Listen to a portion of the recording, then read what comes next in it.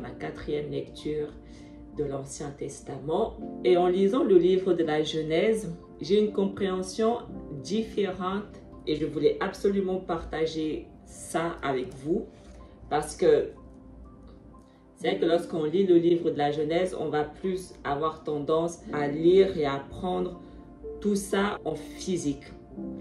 Mais en fait, en lisant, je lisais seulement en spirituel, en esprit. Et en lisant en esprit, la compréhension que j'ai eue est magnifique. En fait, du coup, je fais cette vidéo pour vous montrer un point de vue différent, vous montrer le point de vue spirituel. Alors, on va lire la Genèse 1. Dieu dit, « Faisons l'homme à notre image, selon notre ressemblance, qu'il soit le maître des poissons de la mer, des oiseaux du ciel, des bestiaux, de toutes les bêtes sauvages et de toutes les bestioles qui vont et viennent sur la terre. » Dieu créa l'homme à son image, à l'image de Dieu, il le créa. Il les créa hommes et femmes. Dieu les bénit et leur dit, « Soyez féconds et multipliez-vous, remplissez la terre et soumettez-la. Soyez les maîtres des poissons de la mer, des oiseaux du ciel et de tous les animaux qui vont et viennent sur la terre. » Je pense qu'il y a des personnes qui ont déjà compris le côté spirituel de ça, mais je partage pour les personnes qui n'ont peut-être pas encore compris. Moi, je sais que c'est vraiment là que j'ai eu un point de vue un peu différent que lorsque je lisais d'habitude. Regardons maintenant le côté spirituel de ces versets. Qu'est-ce que ça signifie réellement? Jésus, il est le commencement et la fin. Donc, on sait que lorsque Dieu a créé la terre et les cieux, Jésus était déjà là. Jésus est le premier, la première création de Dieu. Donc, il existait déjà. On sait que là, nous avons le Fils et le Père. Donc, Dieu a créé l'homme à l'image du Fils et du Père. Mais quelle est cette image? C'est quoi l'image? En fait, l'image signifie être juste devant Dieu. Adam, il était juste devant Dieu. La raison pour laquelle nous sommes purs, sans péché, sans défaut, sans tache, comme Jésus, à l'image de Dieu et à l'image du Fils, à l'image de Jésus. La raison, c'est parce que nous faisons la volonté de Dieu. Nous respectons ses lois, ses commandements. Être à l'image de Dieu signifie être juste devant Dieu. Et parce qu'ils étaient justes devant Dieu, parce qu'ils respectaient les lois et les commandements, ils étaient sans péché, comme Dieu voulait qu'ils soient, ils faisaient la volonté de Dieu. Dieu leur a donné domination sur les poissons de la mer, les oiseaux du ciel, les bestiaux et toutes les bêtes sauvages et de toutes les bestioles qui vont et viennent sur la terre. C'est à eux que Dieu a donné ce pouvoir, aux personnes qui sont à son image, aux personnes qui font sa volonté, aux personnes qui sont justes devant lui.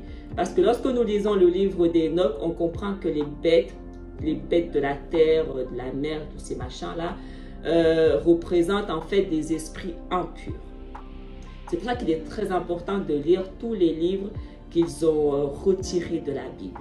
Satan a ses royaumes partout. Satan a son royaume dans la mer, dans les airs et sur la terre. Donc on comprend que Dieu nous a donné domination sur tous les royaumes de Satan, sur tous les esprits impurs, sur tous les païens. Parce que aussi les païens, ce sont des bêtes. D'accord? Ce sont des personnes qui sont issues de semences impures. Dans le chapitre 2, verset 8, le Seigneur Dieu planta un jardin en Éden à l'Orient et il y plaça l'homme qu'il avait modelé. Donc Dieu les a retirés de la terre d'Éden, là où il les avait créés, et il les a placés dans le jardin d'Éden, un lieu sanctifié. Et lorsque nous lisons le livre des Jubilés, je crois, on sait qu'avant que Dieu place Adam dans le jardin d'Éden, Adam est d'abord passé par une phase de purification pendant 40 jours. Et Ève, sa phase de purification a duré 80 jours avant d'être placée à son tour également dans le jardin d'Éden. Et Dieu les a placés dans le jardin d'Éden, dans le verset 15, pour qu'ils travaillent et gardent le jardin d'Éden. À quoi ça nous fait penser? Ça nous fait penser aux sacrificateurs, le temple de Dieu, les Lévites, qui avaient pour mission de garder le temple de Dieu. Et là, du coup, on comprend que le jardin d'Éden représente spirituellement le temple de Dieu, un lieu sacré, un lieu divin, l'habitation de Dieu. Le jardin d'Éden représente Jérusalem. Le jardin d'Éden représente le corps du Christ. Lorsque tu es sauvé, Jésus t'enlève du monde et tu fais maintenant partie du corps du Christ, du temple du Christ, Jérusalem. Et lorsque tu fais partie du corps du Christ, tu deviens un ouvrier du Christ. Pareil, Adam a été placé dans le jardin d'Éden afin qu'il travaille et il garde le jardin d'Éden. Lorsque nous lisons le chapitre 4, verset 25, Adam s'unit encore à sa femme et elle mit au monde un fils. Elle lui donna le nom de Seth, ce qui veut dire accordé, car elle dit « Dieu m'a accordé une nouvelle descendance à la place d'Abel tué par Caïn ». Donc on comprend que Seth représentait vraiment la miséricorde de Dieu. Dans le chapitre 5, verset 3, Adam vécut 130 ans, puis il engendra un fils à sa ressemblance et selon son image. Il l'appela du nom de Seth. Adam et Ève ont engendré plusieurs enfants, d'accord? Mais la Bible nous dit que Seth, qui a remplacé Abel, était à l'image et à la ressemblance d'Adam. Adam était à la ressemblance de Dieu et à l'image de Dieu. Donc, si Seth était à la ressemblance d'Adam, ça signifie que Seth, à son tour, était également un homme qui était à la ressemblance de Dieu. Un homme qui était juste et droit devant Dieu, comme son père. Chapitre 6, verset 17. « Et voici que moi, je vais faire venir le déluge. Les eaux recouvriront la terre. Ainsi, je détruirai sous les yeux tout être de chair animé d'un souffle de vie. Tout ce qui vit sur la terre expirera. » Ce verset est très important à comprendre parce que Adam a été créé sur la terre et à l'image de Dieu, il a été retiré de la terre et mis dans le jardin d'Éden, un endroit sacré. Et quand il a transgressé le commandement de Dieu, il a été chassé du jardin d'Éden et renvoyé à la terre.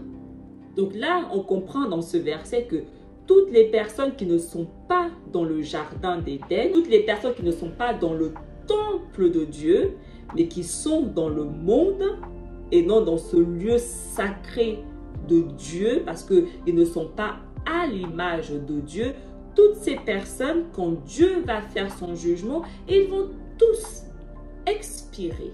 Voilà pourquoi nous devons absolument être dans le temple de Dieu.